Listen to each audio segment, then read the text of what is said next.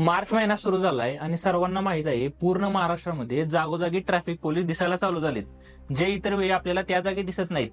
यामध्येच एक प्रकार खूप जास्त प्रमाणात तुम्हाला आढळून आला असेल.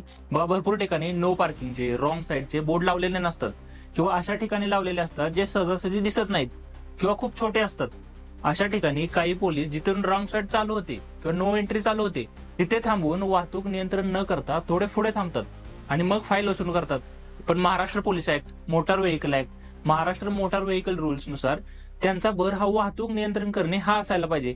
कारण जे लोकलचे लोक आहेत त्यांना कदाचित माहित असेल की तो रस्ता वन वे आहे, पण जे बाहेरून लोक येतात त्यांना जर बोर्ड दिसला नाही तर माहितच नाही होणार. तुम्ही पाहिलं असाल की आजकाल ट्रॅफिक पोलिसांचा भर हा वाहतूक नियंत्रण करण्यापेक्षा जास्त चलन लावण्यावरती झालाय. एका बाजूला ट्रॅफिक झालेलं आहे आणि दुसरीकडे ट्रॅफिक पोलीस चलन लावण्यात बिझी आहेत. रिसेंटली पुण्याचे पोलीस कमिशनर यांनी वाहतूक पोलिसांना सांगितले की सामान्य नागरिकांना गुन्हेगारांसारखी वागणूक देऊ नका, पण ऑन ग्राउंड असं अजिबात पाहायला मिळत नाहीये.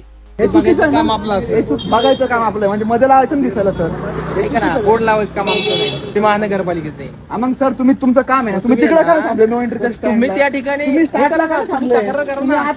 गुन्हा होऊ नये तिथे जर थांबलं ना तर ते गुन्हाच करणार नाही, असं माझं एक म्हणणं आहे. पाट्या आहेत ना, त्याच्यासाठी पाट्या आहेत, पाट्या मग त्यांनी पाट्या न वाजता पुढे यावं असं आहे का? नाही, बिलकुल नाही.